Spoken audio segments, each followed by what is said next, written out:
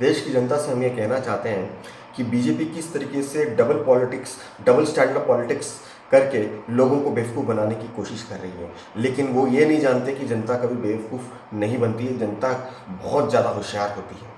ठीक है। अभी पीयूष गोयल जी का कहना है कि रेलवे भारत की संपत्ति है और इसका निजीकरण कभी नहीं होगा। अब क्या ये बेवकूफ़ी वाली बात नहीं की पीयूष गोयल जी ने? 100-150 से ज़्यादा ट्रेनों को प्राइवेटाइजेशन किया जा चुका है।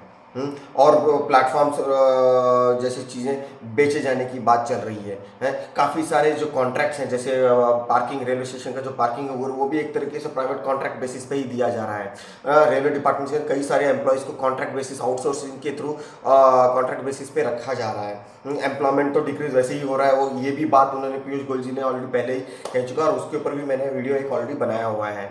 राइट। तो कहने का मतलब क्या है कि किस तरीके से ये लोग डबल स्टैंडर्ड पॉलिटिक्स करते हैं, इतनी आसानी से कैसे बोल लेते हैं, ये एक दिमाग घूम जाता है कि कैसे ये लोग बात कर लेते हैं डबल स्टैंडर्ड में। एक तरफ कहते हैं प्राइवेटाइजेशन नहीं होने देंगे, लेकिन एक तरफ प्राइवेटाइजेशन किए जा रहे हैं। अभी देखिए, अभी मैं आपको दिखाता हूँ यहाँ पर जो उनके कुछ उनके ही शब्द हैं ये देखिए। उन्होंने कहा कि मैं विश्वास दिलाता हूं कि रेलवे भारत की संपत्ति है और उसका कभी निजीकरण नहीं होगा। लेकिन यहाँ आप देखें, उन्होंने एक एग्जाम्पल दिया है। रेल मंत्री ने कहा है कि सड़कें भी सरकार ने बनाई है, तो क्या, तो कोई कहता है कि इस पर केवल सरकारी गाड़ियां ही चलेंगी।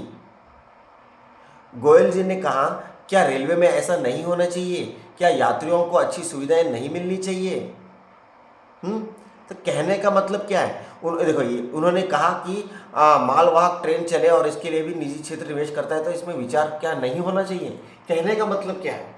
अरे भाई, जो सड़कें बनी है उसमें प्राइवेट गाड़ियां भी चलती हैं और सरकारी भी गाड़ियां चलती हैं। तो इसका मतलब रेलवे को, आप रेलवे डिपार्टमेंट के अंदर जो रेलवे की जो ट्रैक्स है उसमें प्राइवेट गाड़ियां भी दौड़ाना चाहते हैं। इसका मतलब क्या है? प्राइवेटेशन की बात ही हो गई ना एक तरीके से। अगर रेलवे ट्रैक्स के ऊपर अगर प्राइवेट ट्रेनों को आप दे रहे हैं, इसका मतलब आप रेलवे को प्राइवेटेशन कर रहे हैं, तभी तो प्राइवेट ट्रेन से उस ट्रैक पे चलेंगी। तो आप कैसे कह रहे हैं कि इसका निजीकरण नहीं होगा? ये जनता को समझना है। जनता, आप इस समझने की कोशिश कीजिए पीयूष गोयल जी के स्टेटमेंट्स कितने डबल स्टैंडर्ड है, डबल मीनिंग वाले हैं। प्राइवेटाइजेशन को स्टॉप करने की बात करते हैं, हम प्राइवेटाइजेशन नहीं करेंगे, और एक तरफ बात करते हैं कि क्या रेलवे ट्रैक के ऊपर भी प्राइवेट ट्रेनें नहीं चलनी चाहिए। हैं? इतनी आसानी से बेवकूफ़ी वाली बात है, ये बात कुछ समझ में नहीं आती है ये जनता, लेकिन जनता बहुत बखूबी समझती है। बस यही चीज़ मैं जनता के सामने ये बात शेयर करना चाहता था कि किस तरीके से बीजेपी वाले डबल स्टैंडर्ड पॉलिटिक्स कर रहे हैं, और इस चीज़ को समझें और आने वाले दिनों में एक बेहतर सरकार चुनने में आप मदद करें। और मैं एक चीज़ और भी यहाँ पर कहना चाहता हूँ कि ये जो प्राइवेटाइजेशन जो पार्ट है, कहीं ये कांग्रेस की बदौलत से ही स्टार्ट हुआ था।